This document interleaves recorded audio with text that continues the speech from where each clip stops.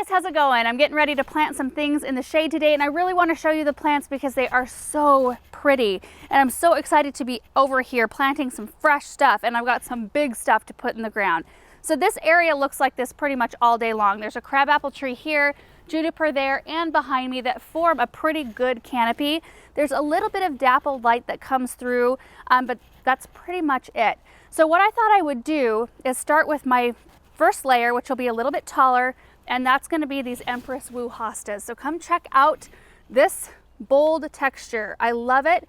They grow about 3 to 4 feet tall and 5 to 6 feet wide. I think this is the largest hosta that you can get, and they're 4 feet tall when they're blooming. So you can see a bloom spike starting right here, so that will come up above the foliage, and they're kind of like a reddish purple color, the blooms are. They're a zone 3 through 9, so incredibly winter hardy and very easy maintenance. You just have to cut them back in the fall before winter, just so that you avoid any insect or disease problems, and that's pretty much it. So I already have 3 in this area that I planted about, I think it was year before last. There's one here that you can see, and then there's 2 more that are kind of hidden behind these heucheras. So that's going to be the first thing I'm going to tackle, is digging these up and moving them back into this area right here. And it's early enough in the season to do that because the root system doesn't have a ton of foliar growth to support yet.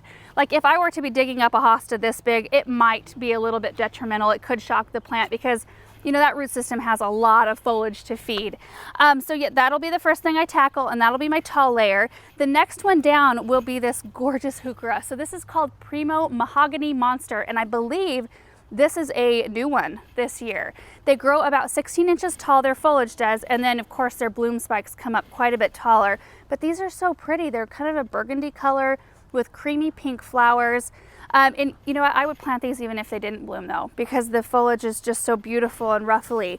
And they'll grow about 22 to 28 inches wide. So they'll just make a beautiful kind of almost hedge right in here. And they'll kind of butt up right to the trout lilies that are in beautiful bloom right now.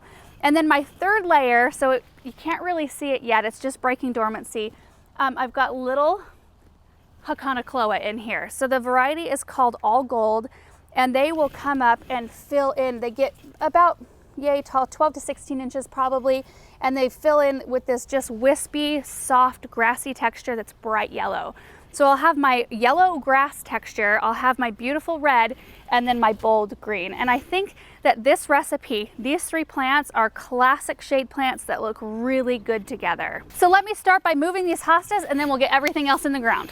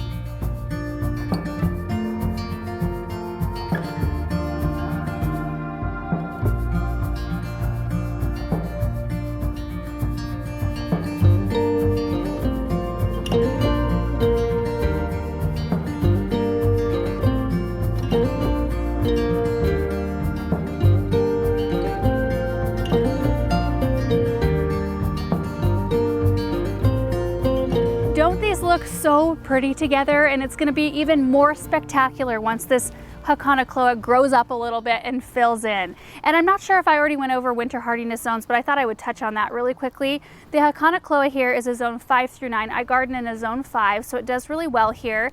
The heuchera is a zone 4 through 9, so a little bit winter hardier, down to -30. And then the hosta is a zone 3 through 9, so even more winter hardy. And these are all extremely easy to care for. Typically the Haconocloa and the hostas I cut back in late fall, early winter, and that's especially important with the hostas. You don't want to leave any foliage through the winter because they can harbor disease and insects. The heuchera is an evergreen perennial. In a zone 5, it's not quite as evergreen as it is like in say a zone 9 where it's more mild. So typically they do look fairly good through the winter, but they might by springtime have some tattered leaves especially like toward the base of the plant, that you have to go in and clean up. But the heucheras, even when their blooms are spent, the bloom stalks still look good to me. It's the hostas that those, once the blooms are done, you want to cut those off.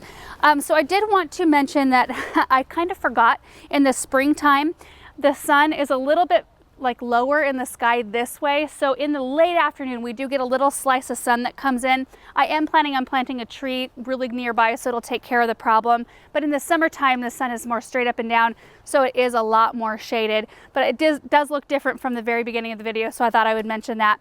So my 6 Empress Wus in here, I've got one right over here. There's kind of this like nice little empty space that I tucked one in, and then we've got these 2 that you can clearly see, and then the ones I dug up, I put one here, one there, and one tucked in way back here. And I left this section right here because I think I might plant maybe a shrub or something to kind of weight down the corner of this structure right here. So I wanted to leave plenty of room for that. Now, as far as watering goes, hostas like to be in kind of a moist, well-drained soil, which is perfect for this area. I already have drip run to it. In fact, you can kind of see this is where I had one of the hostas. Was this where one of the hostas was planted? I'm not sure, but this is what I'll be doing. I'll be tapping into my drip tubes, and then I'll probably be putting a 2-gallon-per-hour emitter in, and you know, we run our drips every day when it's really, really hot, but our soil is pretty well draining. So you have to kind of know your soil type and know how much water it hangs on to, and then you can adjust accordingly. And then the heucheras here, I have a drip tube that runs right by these foxglove. These are white foxgloves, so won't that be pretty? So we'll have that layer in here, and then there's some hydrangeas and carex that way. I've got some brown tubing in here that I'll be putting a T in, and then I'll run just one length of brown tubing right behind the heucheras here.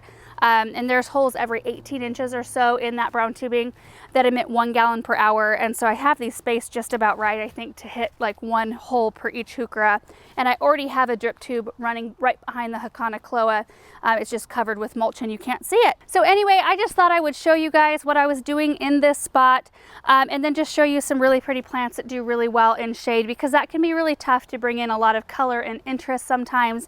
But if you layer your plants kind of like this, with really different textures and really different colors, you can really get a lot of interest. So anyway, thank you guys so much for watching. We'll be giving you progress shots as this area fills in, and we'll see you in the next one. Bye.